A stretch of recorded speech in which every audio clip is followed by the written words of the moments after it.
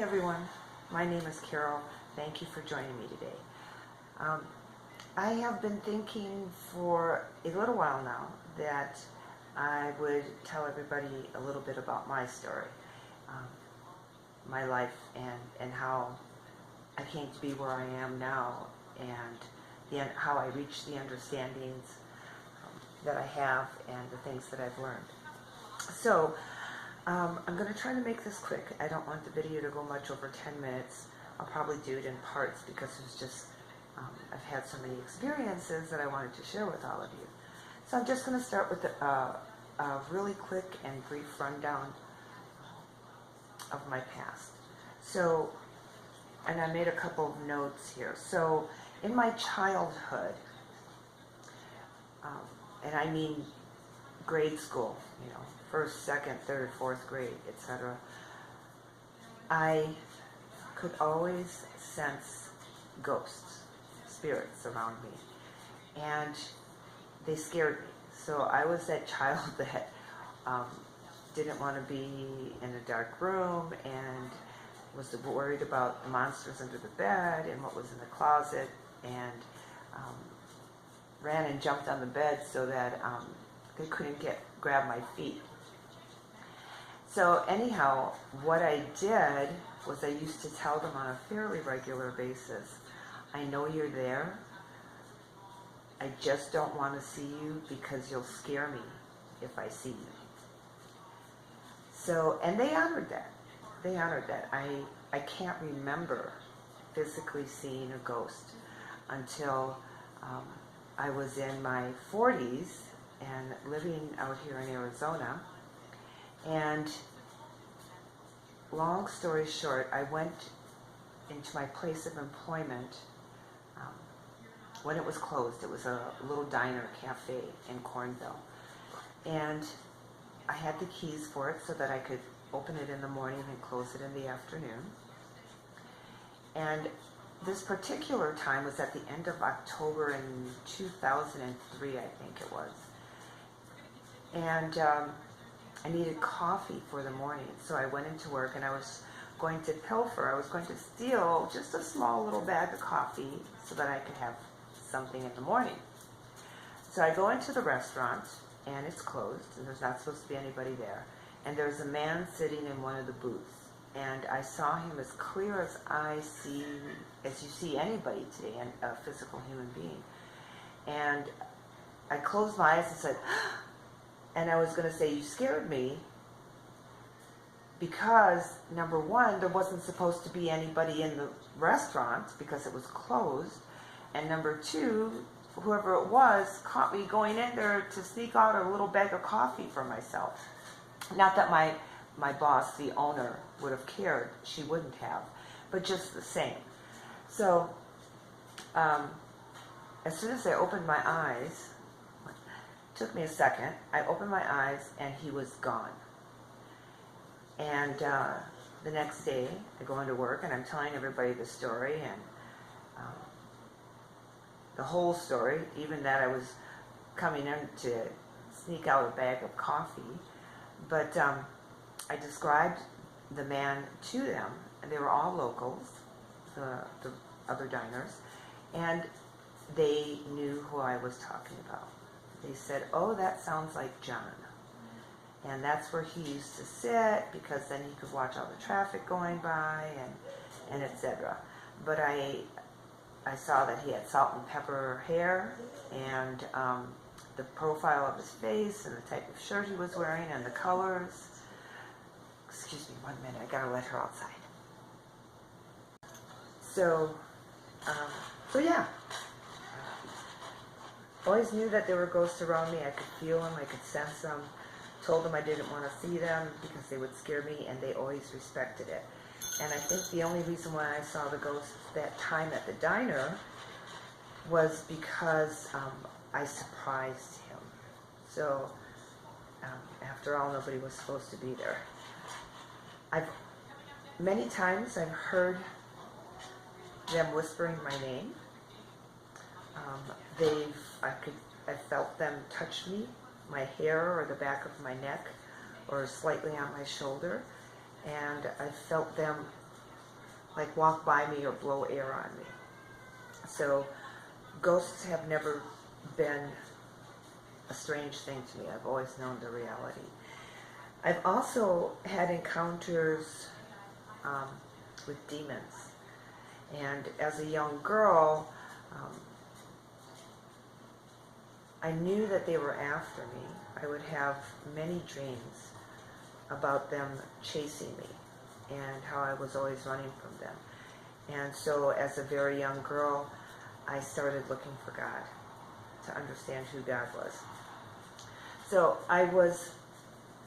when I was born, I was baptized Lutheran, went to Sunday school, and then my mother became a Buddhist, Nichiren Doshu, and I started going to Buddhist meetings with her at about the age of 8 or so, and still going to Sunday school occasionally. Then just before I turned 12, I started going to Catholic churches. And at the age of 15, I started going to a Baptist church. This is Emily behind me, everybody.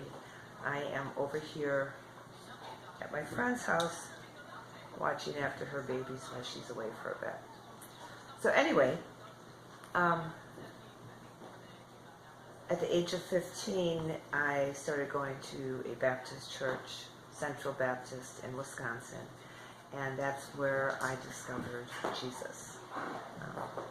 Not really discovered him, but accepted Jesus as my Savior. And it was a very heart-moving experience that I spoke about in one of my other videos.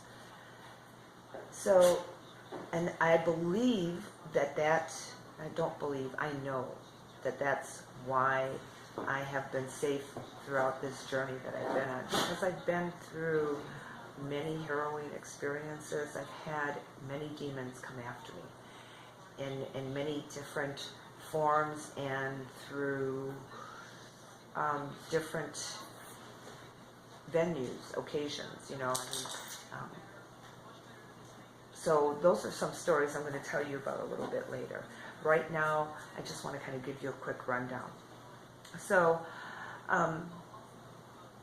then after accepting Jesus as my Savior and going to Baptist church, so I didn't do anything worldly for quite a while. And what that means is that you don't, women don't wear pants, and you don't go to movies, and you don't drink, and you don't smoke cigarettes or do drugs, and you don't watch television, you don't go to movies, etc.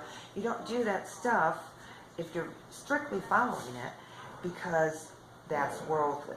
And what that means is that everybody in the world does it, and so you don't. And that's perfectly fine with that at the age of 15, and I stayed that way for almost a year. And I studied the Bible a lot, and I shared my interpretation of it and my understanding of it with other people, generally people that were 15, 20, 30 years older than me. They were my parents' age. So the thing is that I understood the Bible very easily. It was not difficult for me to understand the Bible, and I found it very interesting. So I had, even before, especially before becoming a Baptist, I had wanted to become a nun. I had considered it very strongly because I wanted to dedicate my life to God. Always did. Still do. And I am. But so this has been a theme. My dedication to the Creator has been a theme in my life since I was a young girl. Okay, so at this point, what I want to point out is that before the age of 8, it was right about the age of 8 where I started to develop empathy, my empathy. And I remember the experience very clearly. And I was always a tomboy, and I loved to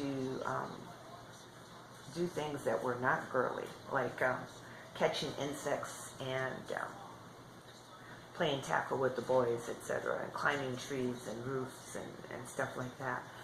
So I used to catch bugs. There was a spider web in the window, the basement window outside of our home, and I used to catch insects, and like ants, especially ants, and throw them into the spider web, and I would watch the spider come down, descend down on the ant and do its work.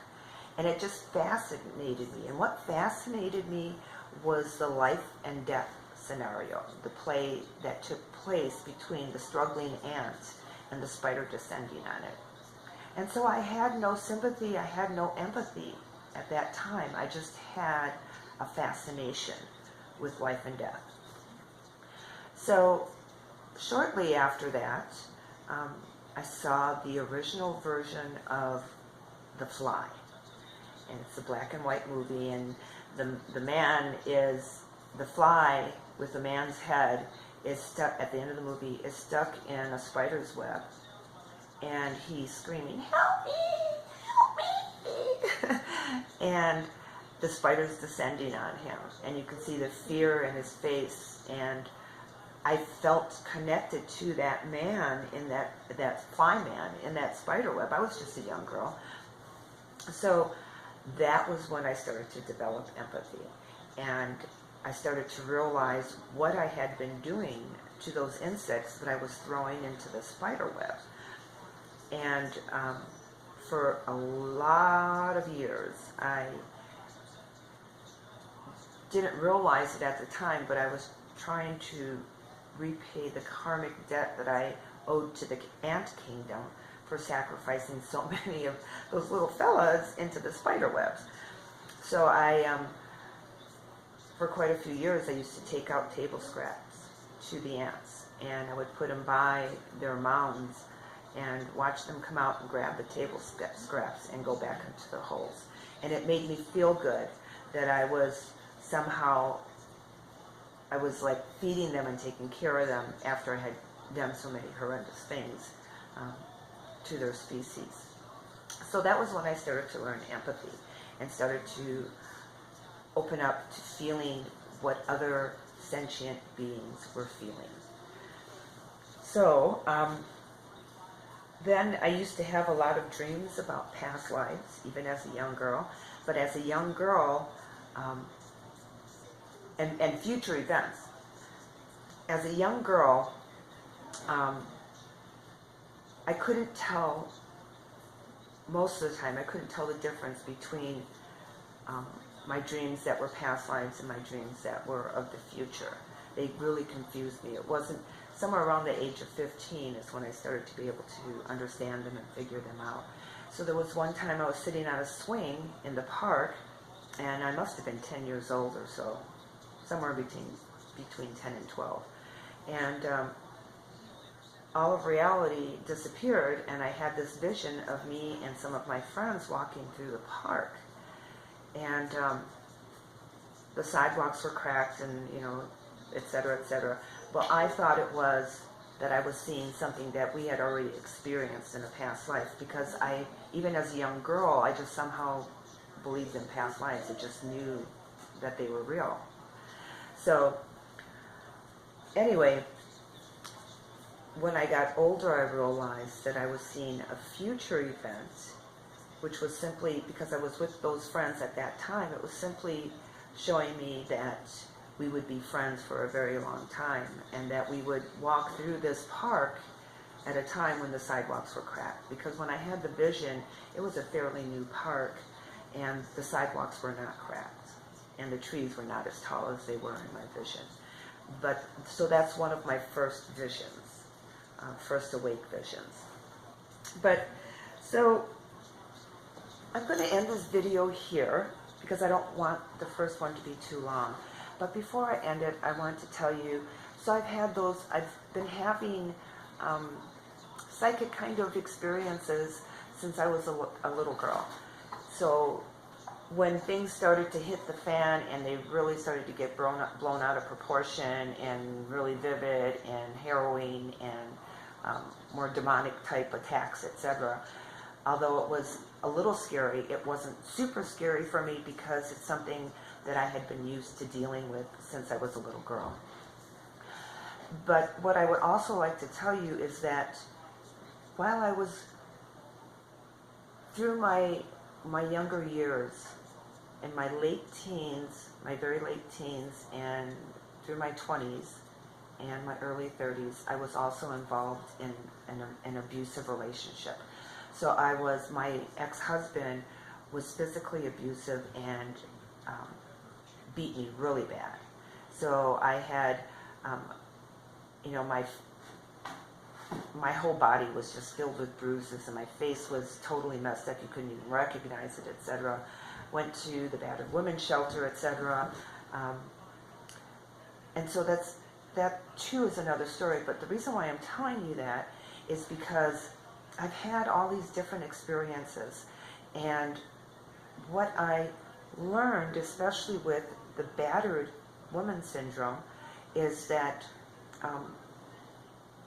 we first consider ourselves victims, and then we consider ourselves survivors, but we need to move beyond even the survivor, because there's the victim, then there's the survivor, and then there's the creator, and you get past that. So whatever it is that life deals you, however harrowing it might be, dramatic or tragic, you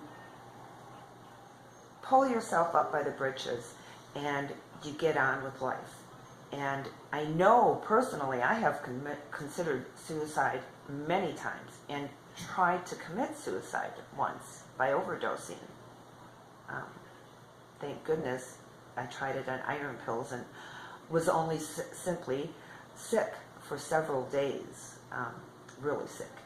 But so I know how hard it can be to make it through all of those things.